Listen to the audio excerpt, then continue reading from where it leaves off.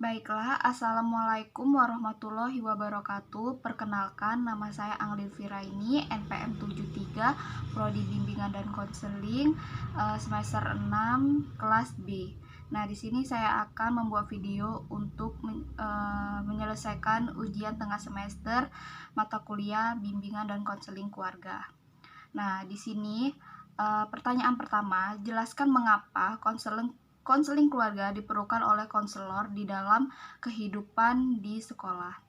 Nah, di sini sebelumnya konseling keluarga itu merupakan proses pemberian bantuan dengan permasalahan dalam lingkungan keluarga. Nah, di dalam lingkungan keluarga itu ada ayah, ibu, anak, dan termasuk keluarga lainnya. Nah, di dalam peranan tersebut dari peran-peranan tersebut juga keluarga-keluarga itu memiliki peran dan tanggung jawab masing-masing anggota keluarga di dalam keluarga itu sendiri. Nah, guna konseling keluarga ini ialah agar anggota keluarga tersebut dapat membuat perencanaan dan membenahi diri ke arah yang lebih baik dan agar dapat menyelesaikan permasalahan yang ada di dalam keluarga dengan tujuan mencapai keluarga yang harmonis dan tanpa ada masalah. Nah, pertanyaannya kedua itu, jelaskan definisi perkawinan dan keluarga. Nah, yang pertama-tama perkawinan. Perkawinan itu adalah hubungan antara dua individu, yaitu laki-laki dan perempuan. Nah, yang diakui sah oleh masyarakat yang bersangkutan dan berdasarkan atas peraturan perkawinan yang berlaku. Nah, sedangkan keluarga adalah unit terkecil dari masyarakat, terdiri atas kepala keluarga dan beberapa orang yang terkumpul dan tinggal di suatu tempat di bawah satu atap rumah dalam keadaan saling ketergantungan. Nah, pertanyaan yang ketiga itu, dalam menghadapi era globalisasi, peran bimbingan dan konseling keluarga khususnya di Indonesia cenderung sangat dibutuhkan baik dalam setting di sekolah maupun masyarakat. Nah, yang pertama itu alasan. Nah, alasan mengapa adanya bimbingan dan konseling keluarga ini menurut saya ya bahkan bimbingan konseling ini berkaitan dengan masalah keluarga, misalnya menghilangkan stres dalam diri anggota keluarga, membuat diri lebih baik, tenang dan nyaman dan bahagia. Membuat diri lebih baik, tenang, nyaman dan bahagia, lebih memahami diri sendiri dan orang lain, merasa kepuasan dalam hidup, mendorong perkembangan personal, membangkitkan motivasi ada antara anggota keluarga tersebut. Terus anggota keluarga lebih merasa dirinya diperdulikan dan diperhatikan serta lebih dihargai perannya dalam keluarga. Nah, itu alasan mengapa adanya bimbingan konseling di keluarga ini. Dan juga lebih menghargai makna dan hakikat kehidupan di keluarga itu. Konseling keluarga ini juga menjelaskan tersebut dan mengurangi bahkan menghilangkan konflik antar keluarga, meningkatkan hubungan lebih efektif dengan anggota keluarga yang lain bahkan dengan orang lain di keluarganya. Jadi alasan bimbingan konseling keluarga ini ada intinya yaitu untuk agar anggota-anggota keluarga tersebut memiliki motivasi, bisa menyelesaikan masalah sendiri dan melakukan peran-peranan dan tanggung jawab tertentu. Nah, yang kedua itu dalam soal ketiga ini, yang kedua mengenai hambatan dalam bimbingan konseling ini. Nah, bimbingan konseling ini mempunyai hambatan. Biasanya tidak semua anggota keluarga itu bersedia terlibat dalam proses konseling. Jadi karena itu dan ada juga keluarga itu hanya menganggap tidak penting untuk melakukan konseling. Jadi karena itu ada alasan sibuklah, nggak sempet lah dan lain-lain. Karena itu adalah hambatan melakukan bimbingan konseling keluarga itu, ada pihak keluarga yang tidak setuju atau tidak ingin melakukan konseling. Nah, yang kedua itu ada anggota keluarga yang merasa kesulitan untuk menyampaikan perasaan dan sikapnya. Jadi mungkin di hambatan kedua ini salah satu keluarga itu banyak masalahnya, tapi di depan anggota, karena kita bimbingan konseling keluarga, jadi dia nggak enak untuk mengungkapkan perasaannya secara jujur. Jadi dia tidak semuanya permasalahannya itu tidak susah untuk dibicarakan di sana. Nah, pertanyaan keempat itu mengenai teori pendekatan psikoanalisis. Berikan contohnya. Teori psikoanalisis ini merupakan semua psikoanalisis.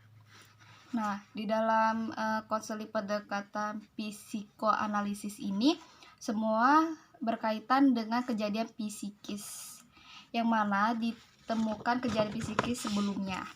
Nah, kesadaran merupakan suatu hal yang tidak bisa dan tidak merupakan proses mental yang berciri biasa. Nah, terus pendekatan ini didasari oleh teori Freud.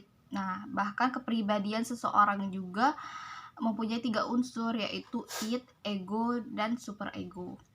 Nah, contoh dari teknik psikoanalisis ini adalah di psikoanalisis kan ada salah satu teknik, yaitu asosiasi bebas. Nah, di asosiasi bebas ini merupakan pengupayaan klien untuk menjernihkan atau mengikis alas pikirannya dari alam pengalaman pemikiran sehari-hari sekarang, sehingga klien mudah mengungkapkan pengalaman masa lalunya. Nah, klien ini diminta mengutarakan apa saja yang terlintas dalam pikirannya. Jadi dalam hal teknik asosiasi bebas ini, kita harus bisa sebagai konselor memancing klien kita itu agar mengungkapkan apa-apa saja yang ada di pikirannya dan harus diceritakan kepada konselor. Nah, tujuan teknik ini agar klien mengungkapkan pengalaman masa lalu dan menghentikan emosi-emosi yang berhubungan dengan pengalaman traumatik masa lalu. Hal ini disebut juga katarsis. Nah, di sini klien itu harus mengungkapkan semua trauma dalam masa lalunya tersebut agar konselor bisa mengetahui permasalahannya itu apa, kayak gitu. Nah, yang selanjutnya, yang soal terakhir yaitu mengenai teori Gestalt dan teori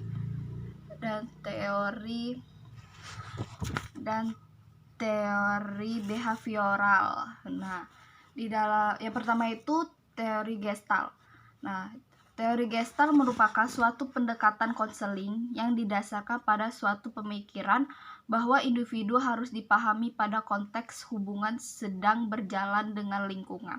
Sehingga salah satu tujuan konseling yang ingin dicapai oleh Gestalt ini adalah menyadarkan konseli terhadap apa yang sedang dialami dan bagaimana mereka menangani masalahnya.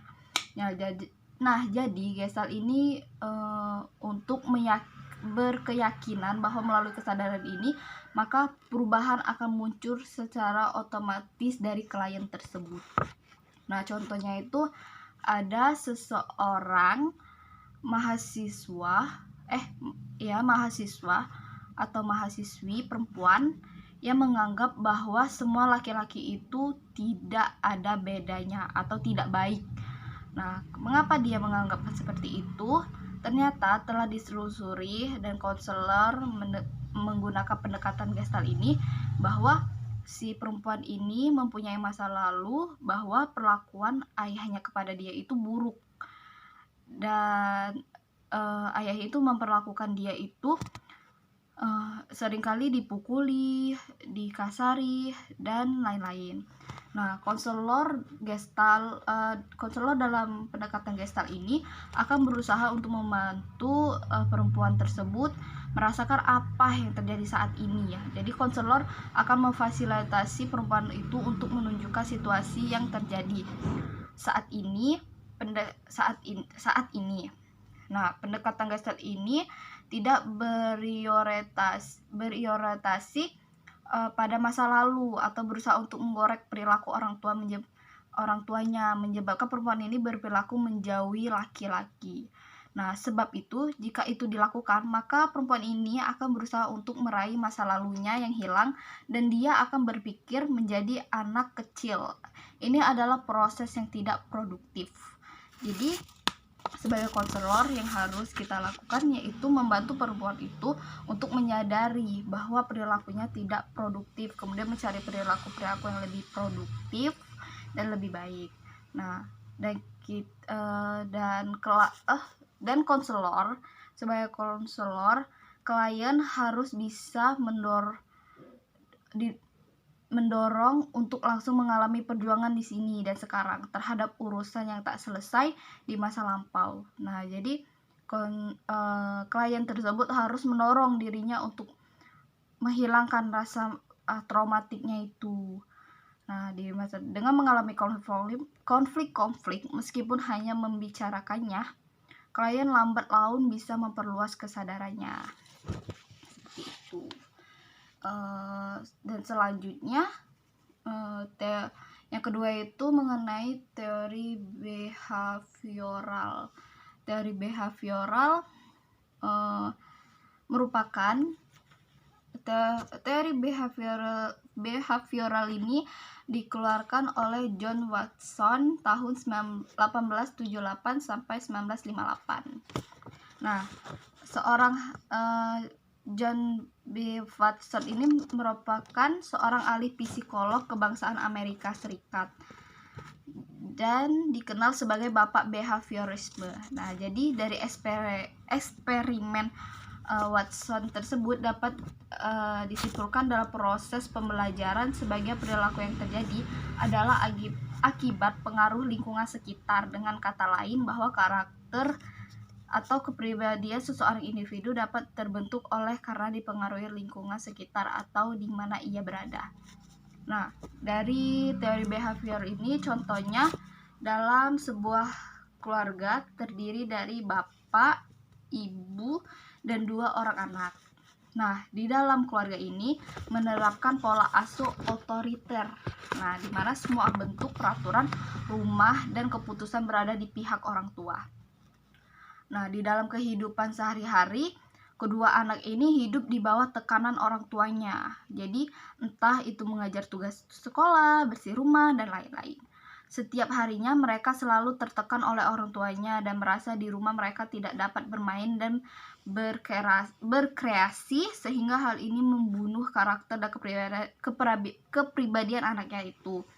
Nah, hingga pada suatu hari kedua anak ini mencoba mencari kesenangan di luar rumah dan bermain dengan teman sebayanya, dan mereka menawarkan sesuatu yang belum pernah mereka dapatkan di dalam rumah seperti merokok dan minuman keras.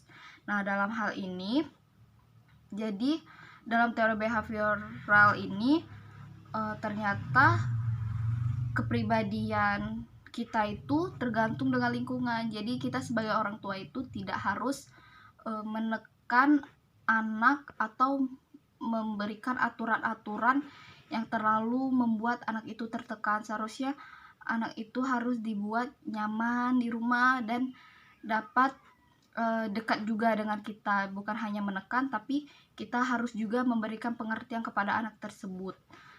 Nah, di dalam ini menjadikan anak tersebut di luar mencari kesenangan yang salah.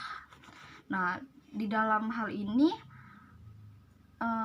jadi anak itu mencari kesenangan dan mendapatkan hal negatif di lingkungan luarnya. Nah, faktor pendukung perkembangan psikolog manusia ini adalah lingkungan yang kondusif serta jauh dari sifat-sifat negatif, maka akan menciptakan manusia yang memiliki kecerdasan dan perkembangan yang maksimal.